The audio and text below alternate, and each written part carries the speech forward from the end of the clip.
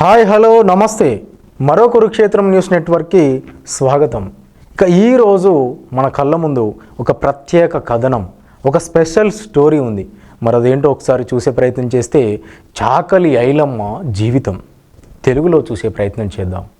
పూర్తి పేరు చాకలి ఐలమ్మ. జననం 1895 నల్గొండ జిల్లా తెలంగాణ.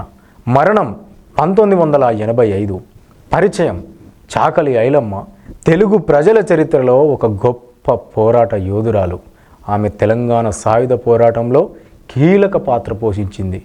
బడుగు బలహీన వర్గాలకు చెందిన ఆమె భూస్వాముల ఆధిక్యానికి వ్యతిరేకంగా రైతు కూలీల హక్కుల కోసం ధైర్యంగా పోరాడింది. జీవిత విశేషాలు: ఐలమ్మ గారు నల్గొండ జిల్లాలోని కోదాడ సమీపంలోని ఒక చిన్న గ్రామంలో జన్మించారు. ఆమె చాకలి కులానికి చెందినవారు. చిన్న వయసులోనే వివాహమైంది. భూమి లేని గిరిజనులు, కూలీలను భూస్వాములు ఎలా వేధిస్తున్నారో చూసి ఆమె లోపల తిరుగుబాటు మంట మొదలయ్యింది. తెలంగాణ సాయుధ పోరాటం 1946 నుంచి 1951 మధ్య జరిగిన తెలంగాణ సాయుధ పోరాటంలో ఆమె పాల్గొన్నారు. భూస్వాముల కట్టుదిట్టమైన వ్యవస్థకు వ్యతిరేకంగా రైతులు, పేదలు నిలబడినప్పుడు ఐలమ్మ ముందుండి నాయకత్వం వహించింది. తన భూమిని భూస్వామి నుండి రక్షించుకోవడంలో ఆమె మొదటి అడుగు వేసింది. ఆమె పోరాటం ఇతర మహిళలకు కూడా స్ఫూర్తి కలిగించింది. ఐలమ్మ గొప్పతనం: సామాజిక సమానత్వం కోసం ఆమె చేసిన పోరాటం ఆదర్శంగా నిలిచింది. మహిళగా మైనారిటీ వర్గానికి చెందిన వారిగా ఉద్యమంలో ముందుండడం ద్వారా ఆమె ఎంతో మందికి స్ఫూర్తి అయింది. ఆమె పేరు తెలంగాణ ఉద్యమ చరిత్రలో చిరస్థాయిగా నిలిచింది. చాకలి ఐలమ్మ ఉద్యమ ప్రారంభం: చాకలి ఐలమ్మ సాధారణ కుటుంబానికి చెందినవారు. ఆమె నల్గొండ జిల్లా బక్కతొగర గ్రామానికి చెందిన చాకలి అనగా వడ్లు ముక్కలు చేయించి బట్టలు ఉతికే వృత్తికి చెందిన కుటుంబానికి చెందినవారు. చిన్ననాటి నుంచే భూమి లేక రైతులు, కూలీలను భూస్వాములు ఎలా దోచుకుంటున్నారో, వేధిస్తున్నారో ఆమె చూస్తూ పెరిగింది.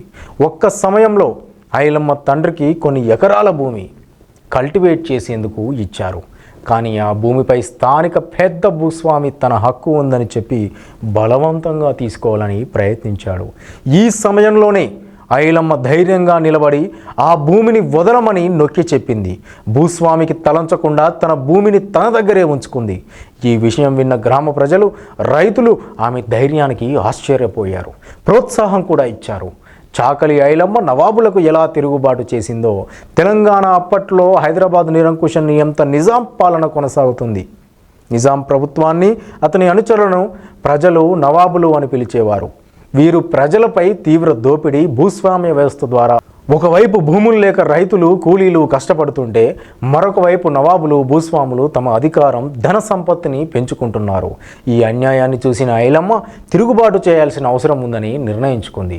తిరుగుబాటుకు గల కారణాలు: భూమి లేని ప్రజల మీద భూస్వాముల దోపిడీ, మహిళలపై, కూలీలపై అమానుష వ్యవహారం, నవాబుల అధికార దుర్వినియోగం, నిజాం పాలనకు వ్యతిరేకంగా ప్రజల్లో ఉప్పెనలా వచ్చిన అసంతృప్తి. ఇది చాకలి ఐలమ్మకు చెందినటువంటి స్ఫూర్తిదాయకమైనటువంటి ప్రత్యేక కథనం. మళ్ళీ రేపు సరికొత్త కథనంతో మీ ముందుకు వచ్చే ప్రయత్నం చేస్తాను. అంతవరకు సెలవు. Keep watching. Signing off. This is Giri. ఇది మరో కురుక్షేత్రం. ఇది వాస్తవాలకు మరో క్షేత్రం. నమస్తే.